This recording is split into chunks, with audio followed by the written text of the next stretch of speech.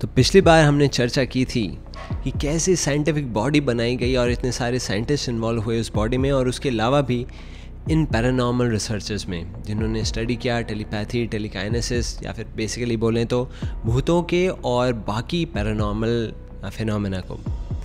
अब हम देखेंगे उन्होंने अपनी स्टडी में, अपने रिसर्चेस में क्या क्या पाया।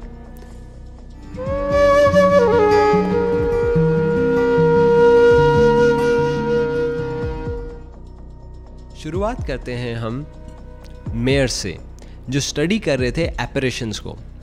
W.H. मेयर्स साइंटिस्ट थे जो स्टडी कर रहे थे जब कोई व्यक्ति मर जाता है जस्ट, और उस समय पर वो कहीं और दिखता है किसी फॉर्म में, जिससे उसकी डेथ के बारे में भी पता चल जाता है। ऐसे कई केसेस उन्होंने स्टडी किए, और इन केसेस को स्टडी किया उन्होंने अपने SPR के टीममेट्स एडमंड गर्नी और फ्रैंक पॉडमोर के साथ, और इसके रिजल्ट पब्लिश हुए थे फैंटास्म्स ऑफ द लिविंग 1886 में। पहला केस उन्होंने जो डॉक्यूमेंट किया, कई केसेस डॉक्यूमेंट किए, उनमें से पहला केस भारत का है। भारत में नवंबर 2, 1868 में एक रॉबर्ट बॉयल थे, RV बॉयल, उनको रात में एक ड्रीम आती है। ड्रीम में क्या आता है कि उनके जो फादर इन लॉ हैं विलियम हैक, वो मरे हुए हैं और वो अपने वाइफ के बगल में पड़े हुए हैं। रात में उनको ऐसी ड्रीम आती है तो वो बिल्कुल सोचते हैं क्या हुआ, और वो उड़ जाते हैं। थोड़ी देर में वो दोबारा सोने का प्रयास करते हैं, सेम ड्रीम रिपीट होती है। तो खैर उन्हें जो भी है वो उठते हैं। 15 दिन बाद उनको टेलीग्राम आता है कि नवंबर 1 इंग्लैंड की उनके जो फादर इन लॉ थे वो मर गए।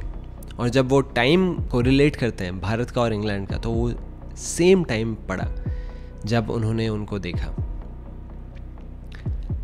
और केसेस जो डॉक्यूमेंट करते हैं मेयर्स अपने स्टडी में। नेक्स्ट केस मेयर्स रिपोर्ट करते हैं M.T. मिनियर, जो कि प्रिंसिपल थे टॉरी कॉलेज इंग्लैंड के। ये बात है 1883 की।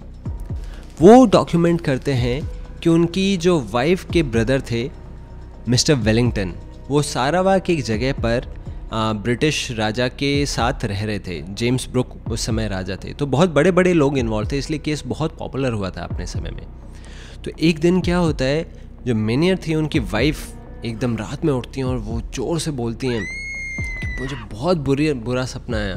मेरे जो भाई हैं वो बिना सिर के खड़ा हुआ है मेरे बिस्तर के जस्ट बगल में, और उसका सिर एक कॉफिन पे रखा हुआ है। और कुछ समय बाद ये न्यूज़ आती है इंग्लैंड में, जो वेलिंगटन थे वो सचमुच में मारे गए, और उनका गला काटा हुआ मिला। एक रिवॉल्ट हुई थी ब्रुक के अगेंस्ट जो राजा थे, लेकिन कुछ कन्फ्यूजन में उनके भाई मारे गए। और उस समय जब ऐसा हुआ, सिर्फ उनका गला मिल पाया था उनको उस पूरे झगड़े में, उस पूरे रिवॉल्ट में, और उसको फिर दफनाया गया था। और ये उसी समय पर उन्हें दिखाई दिया था जिस समय वो इवेंट हुआ। कुछ लोग ये बोलते हैं ऐसे चीज़ों को देखकर, जब मेयर्स ने ये रिपोर्ट किया कि ये तो चांस भी हो सकता है, लेकिन विलियम जेम्स ने ये बोला कि ये सारे स्टैटिस्टिकली अगर देखा जाए, तो अगर चांस के हिसाब से देखें जिस रेट पर ये होने चाहिए, पर जो रेट एक्चुअली है इनका वो 440 गुना ज़्यादा है एक नॉर्मल चांस इवेंट से। तो उन्होंने स्टैटिस्टिकली भी इसको ऑब्ज़र्व करके देखा था कि क्या ये चांस के द्वारा भी पॉसिबल है कि रैंडम ड्रीम सच हो जाए इस तरीके से। इसके अलावा एक और बहुत इंटरेस्टिंग केस था इस तरीके से 1869 का। अगस्त 21 मिसेस जेम्स कॉक अपने बेडरूम में सो रही थी, और ये केसेस सिर्फ मायर्स ने डॉक्यूमेंट नहीं किए थे, ऐसे केसेस कैमिल फ्लेमेरियन ने भी डॉक्यूमेंट किए थे, जो कि एक एस्ट्रोनॉमर है। उनका एक डॉक्यूमेंट किया गया केस जो बहुत इंटरेस्टिंग लगेगा आपको, वो है 1882 का। वो डॉक्यूमेंट करते हैं 2 इटालियन ऑफिसर्स के बीच में जो बात हुई थी उसका, कि 2 इटालियन ऑफिसर्स आपस में संधि कर लेते हैं कि अगर उनमें से कोई एक मरता है तो वो अपने दूसरे जो फ्रेंड है उसको मेंटली संकेत देगा कि मैं मर गया, उसके पैर पर गुदगुदी करके। सुनने में बड़ा अजीब लगेगा ये, पर वो ऐसा सोचते हैं। होता क्या है, अगस्त 5 को 1888 में उनमें से एक जो ऑफिसर थे, चार्ल्स गैलेटेरी, वो अपने भार्या के साथ अपने बिस्तर पर थे और बीच में उनकी जो वाइफ थी वो बोलने लगती हैं कि मेरे पैर पर कुछ दिक्कत हो रही है, अजीब सा लग रहा है और कोई छेड़ रहा है पैर को। तो वो बोली क्या हो रहा है, ऐसे कुछ कीड़ा वगैरह तो ऐसा कुछ नहीं है। तो वे बार बार वो चेक करती हैं, ऐसा कुछ नहीं है। बाद में ज़ोर से चीखती है कि देखो ये कौन खड़ा हुआ है। वो कोई बड़ा सा आदमी उन्हें दिखता है, उस लेडी को, कि ओहो ये कोई कौन आदमी खड़ा हुआ है। और ज़ोर से चिल्लाने लगती हैं कि इसके सिर पे हेलमेट है और ये इसके छाती में इतना बड़ा जख्म है, इसके ये घुटना टूटा हुआ है इसका, और ये आपकी तरफ हंस रहा है और ये हाथ हिला रहा है अपना। बोले मुझे कुछ नहीं दिख रहा है ऐसा। पर वही बोली ये आपको देख के हंस रहा है, ऐसे क्या हो, कौन है ये। थोड़ी देर बाद वो दिखना बंद हो जाता है। कुछ दिनों बाद अगस्त 14 को न्यूज़पेपर में ये अनाउंसमेंट होती है कि लेफ्टिनेंट विर्गिनी, जो कि पुराने फ्रेंड थे उनके, वो मर गए इटालियन आर्मी के एक्शन में जो इथियोपिया में हो रहा था। मरते समय सबसे पहले उनके घुटने में चोट लगी थी और फिर उनकी छाती में बुलेट्स लगी थी।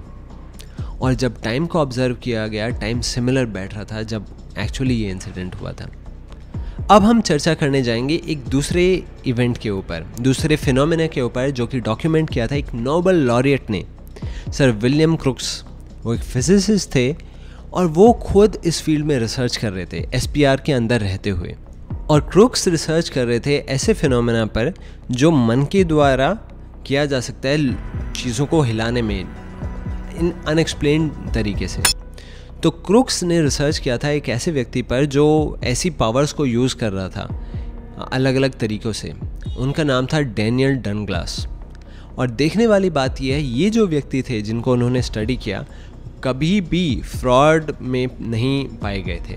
तो जो डैनियल डनग्लास होम थे, होम अगर उनको शॉर्ट में बोला जाए, तो उनके पास एक ऐसी एबिलिटी थी कि वो एक अकॉर्डियन होता है, वेस्टर्न इंस्ट्रूमेंट, उसको ऐसे बजाया जाता है जैसे आप देख भी रहे होंगे, और इसमें दोनों हाथ इन्वॉल्व होते हैं। पर वो किसी न किसी अपने माइंड की पावर से या किसी तरीके से बस एक हाथ से पकड़े पकड़े दूसरे एंड की कीज़ को बजा देते थे। तो ये पूरा सुपर नेचुरल पैरानॉर्मल एक्टिविटी थी उनकी। क्रुक्स इसको ऑब्जर्व करने जाते हैं और क्योंकि वो खुद एक फिजिसिस्ट हैं, उनको पता है किस प्रकार की चीटिंग टेंडेंसी एग्जिस्ट कर सकती है। तो क्रुक्स सबसे पहले देखते हैं उनको ये परफॉर्म करते हुए। और देखने वाली बात यह है, ये लोग जितने भी इस टाइप के रिसर्चेस करते हैं, ऑब्जर्वेशन करते हैं, इनमें जो लोग ऐसे टाइप के इवेंट्स दिखाते हैं, वो खुद इनवाइट करते थे साइंटिस्ट को कि आप आके चेक कीजिए हम जो कर रहे हैं। तो क्रुक्स देखते हैं वो एक हाथ से ही अपना अकॉर्डियन बजा रहे हैं। फिर क्रुक्स क्या देखते हैं कि शायद कुछ चीटिंग भी हो सकती है इन्वॉल्व इसमें। फिर वो एक केज डिज़ाइन करते हैं, उस केज में उस पूरे इंस्ट्रूमेंट को डाल देते हैं और जैसे कोई भी और तरीका ही ना हो इस चीज़ को गार्ड करने का, और बोल देते हैं आप बस अपना एक हाथ डालो, अब चेक कर, अब देखना। वो अपना एक हाथ डालते हैं और फिर भी वो अपने एक हाथ से हल्के से पकड़ते हुए दूसरे एंड का भी बजा लेते हैं अकॉर्डियन। और क्रुक्स फिर खुद अपने हाथ से उनके हाथ को पकड़ते हैं और अकॉर्डियन को भी पकड़ते हैं। वो देखते हैं कि इनके हाथ की मसल्स भी बहुत रिलैक्स्ड हैं कंपेयर टू अगर अकॉर्डियन बजा रहे होते वो। और रिपीटेडली वो इस चीज़ को डॉक्यूमेंट करते हैं और बाकी अपने एसपीआर टीम मेट्स को भी बुलाते हैं कि इसको ऑब्जर्व कीजिए। और कई बार बीच बीच में वो अकॉर्डियन हवा में भी चला जाता था, कई बार बीच बीच में होम भी हवा में चले जाते थे। क्रुक्स ने ये डॉक्यूमेंट किया, रिपीटेडली उन्होंने खुद विटनेस किया। और वो जब होम हवा में होते थे, वो उनके नीचे से हाथ निकालते थे, ऊपर से, साइड से, हर जगह से हाथ निकालते थे, इंश्योर करने के लिए कोई भी ट्रिक ना हो। और ध्यान दीजिएगा, ये सारी इवेंट्स जो स्टडी कर रहे थे क्रुक्स, वो अपनी जगह पर कर रहे थे, होम को बुलाकर कर रहे थे, ऐसे नहीं है उनके सेटअप में जाके कर रहे थे। और होम खुद बोल देते थे कि आप खुद टेस्ट कर लीजिए।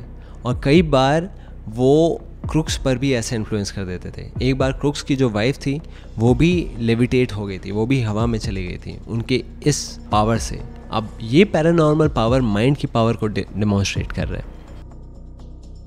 अगला जो हम केस डिस्कस करने वाले हैं वो है ऐसा एरिया जिसको स्टडी किया था William James, founding father of modern psychology. William James study कर रहे थे ऐसे फील्ड में जो साइकिक फिनोमेना था, और उसमें जो व्यक्ति इन्वॉल्व था जो साइकिक एबिलिटीज से कई चीज़ें करती थी, वो थी एक लेडी मिसेस लियोनारा एफ पाइपर। और वो बताती थी कि वो हेल्प ले रही हैं ऐसी स्पिरिट्स, ऐसी घोस्ट के द्वारा जो उनको कई चीज़ें बता देती हैं। और वो मिसेस पाइपर वो बोलती थी कि कई चीज़ें उनको पता चल जाती हैं, और इसी वजह से वो अपने विजिटर्स के द्वारा कई चीज़ें बता देती थी बिना पहले से कुछ जाने। तो जो ऑफ कोर्स जो स्केप्टिक्स हैं, जो लोग विश्वास नहीं करते थे, वो बोलते थे कि ये किसी डिटेक्टिव से पता कर लेती होंगी, जैसे कई लोग कर भी लेते हैं। और ये भी हो सकता है साइकोलॉजिकल मेथड्स हों उनके पास, क्योंकि साइकोलॉजी वाले लोग भी कई चीज़ें पता कर लेते हैं पहले से ही व्यक्ति के बारे में। लेकिन जेम्स बहुत सीरियस थे कि हो सकता है इनके पास साइकिक एबिलिटीज़ हों और ये सचमुच में किसी स्पिरिट के माध्यम से ये चीज़ें पता कर लेती हूँ। तो जेम्स उनके पास गए और फिर उन्होंने खूब लंबे सीरीज़ ऑफ एक्सपेरिमेंट्स कई सालों तक परफॉर्म किए। ये उन्होंने शुरू किया 1885 में। जेम्स ने मिसेस पाइपर के पास जब उन्होंने एक्सपेरिमेंट शुरू किए, 25 एकदम अनजान लोग उनके पास भेजे और नाम भी झूठे झूठे अलग अलग नाम बताए। और मिसेस पाइपर ने हर एक के बारे में ऐसी स्पेसिफिक इन्फॉर्मेशन दे दी जो किसी और को भी पता नहीं हो सकती थी। विलियम जेम्स राइट अवे बहुत कन्विंस हो गए कि इनके पास बहुत जेन्युइन कुछ साइकिक एबिलिटीज़ हैं, और सचमुच में या तो इनकी माइंड के द्वारा या किसी और की हेल्प के द्वारा ये काफ़ी इन्फॉर्मेशन एक्सेस कर लेती हैं। फिर बारी आई एक रिचर्ड हॉडसन की, जो अमेरिका में आए 1887 में। अमेरिकन जो सोसाइटी थी पैरानॉर्मल की, उसमें वो आए, और हॉडसन थे ऑस्ट्रेलिया से। और ऐसा कुछ भी नहीं हो सकता था कि मिसेस पाइपर को उनके बारे में कुछ भी पता होता उनके रिलेटिव्स के बारे में, क्योंकि एंटायरली डिफरेंट कॉन्टिनेंट ही है। लेकिन फिर भी उन्होंने उनके बारे में, जब वो रिसर्च करने आए, उनके बारे में जानने आए, उनकी फैमिली के बारे में बहुत स्पेसिफिक इन्फॉर्मेशन बता दी। इवन उनके कई ऐसे फैमिली मेम्बर्स के बारे में बता दिया जो मर चुके थे। और ये रिसर्चेस कई साल हॉडसन में भी कंटिन्यू किए उनके साथ। और ध्यान देना पड़ेगा हमें कि ये लोग साइंटिस्ट थे। तो हॉडसन ने क्या किया, उन्होंने डिटेक्टिव्स को हायर किया कि पता किया जाए कि ये लेडी फ्रॉड तो नहीं कर रही। और डिटेक्टिव्स को हायर किया, पैसे दिए एक साइंटिस्ट ने, और बाकी कंडीशंस भी वो मीट कर रहे हैं। डिटेक्टिव्स ने बोला कि नहीं, इनके पास कोई भी सस्पिशियस ऐसी चीज़ नहीं है, किसी भी डिटेक्टिव के थ्रू ये कुछ नहीं करवा रही है, ना ही इनके कोई दोस्त, नहीं इनके कोई रिलेटिव इनको हेल्प कर रहे हैं, और कहीं से भी ये रिपोर्ट्स भी रिसीव नहीं कर रहे। फिर हॉडसन और जेम्स कंटिन्यू करते रहते हैं अपना रिसर्च उनके ऊपर। फिर वो रिसर्च को नेक्स्ट लेवल पर ले आते हैं दोनों, जेम्स और हॉडसन। क्या करते हैं वो, फिर मिसेस पाइपर के पास फटाक से बिना किसी अनाउंसमेंट के किसी भी व्यक्ति को ला के खड़ा कर देते हैं, एकदम रैंडमली, एनोनिमसली, और कहीं से भी पकड़ के किसी को भी बिठा देते हैं। और उस कंडीशन में भी मिसेस पाइपर अनएक्सपेक्टेड इन्फॉर्मेशन जिस भी व्यक्ति को वो बिठाते थे उसके बारे में दे देती थी। और बॉस्टन में फिर उनको बुलाया गया और उनके ऊपर कई और साल हॉडसन ने उनको स्टडी किया, और फिर उन्होंने इस स्टडी को डॉक्यूमेंट किया दोनों ने, और दोनों बिल्कुल कन्विंस हो गए कि इनके पास स्पेशल साइकिक एबिलिटीज़ हैं। तो ये एक और केस है ऐसे पैरानॉर्मल एक्टिविटीज़ का, पैरानॉर्मल एबिलिटीज़ का।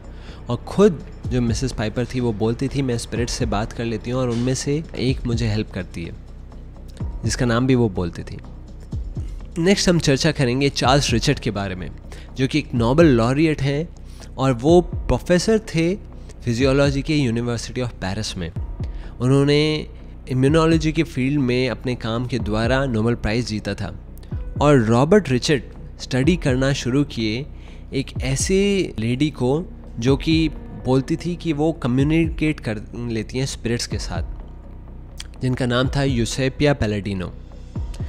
और उन्होंने कम से कम 100 ऐसे एक्सपेरिमेंट्स उनके साथ परफॉर्म किए, कम से कम 100, जिसमें उन्होंने नोट किया कि ये ऐसी एबिलिटीज़, ऐसी चीज़ें कर लेती हैं। स्पेशली इनका काम था टेलीकाइनेसिस में, कि ऑब्जेक्ट्स को मूव करवा देना माइंड के द्वारा। तो उन्होंने नोट किया सारे लोग साइंस के बिना किसी एक्सेप्शन के जिन्होंने उनके साथ एक्सपेरिमेंट किया, एंड में कन्विंस होते थे उनकी एबिलिटीज़ के बारे में।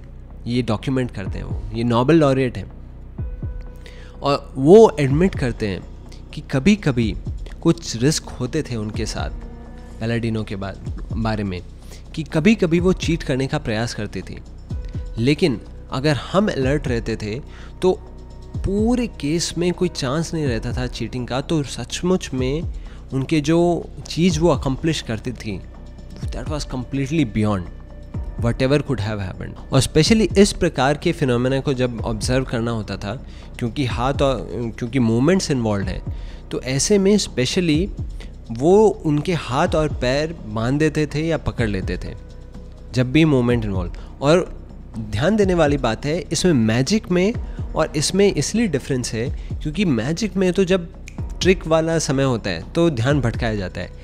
इस केस में जो मीडियम होते थे, जो भी व्यक्ति होता था, तो वो बोलती थी, यूसेपिया इस केस में वो बोलती थी अब कुछ होने वाला है, और उस केस में और ज़्यादा अलर्ट हो जाते थे जितने भी साइंटिस्ट इन्वॉल्व होते थे। उनके हाथ पकड़ लेते थे, पैर बांध देते थे, सब कुछ ऑब्जर्व करने लगते थे, और अपने जो सेटअप रहता था उसमें उनको बुला के एक्सपेरिमेंट किया जाता था।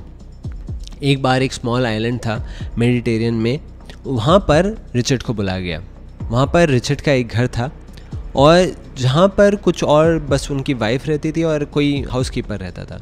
वहाँ पर बुलाकर यूसेपिया को 3 महीनों तक लगातार उन्होंने ये एक्सपेरिमेंट्स, ये सेटिंग्स परफॉर्म किए, जिसमें उन्होंने टेलीकाइनेसिस को ऑब्जर्व किया, रिपोर्ट किया और डॉक्यूमेंट किया। उन्होंने देखा कि कैसे वो अपने मन के द्वारा कई ऑब्जेक्ट्स को मूव करने की एबिलिटी रखते हैं। लेकिन ऐसे इवेंट्स को डॉक्यूमेंट करना आसान नहीं था, क्योंकि उनकी ही टीम में लोगों को बहुत डेडिकेशन थी कि ये पैरानॉर्मल पर रिसर्च होना चाहिए।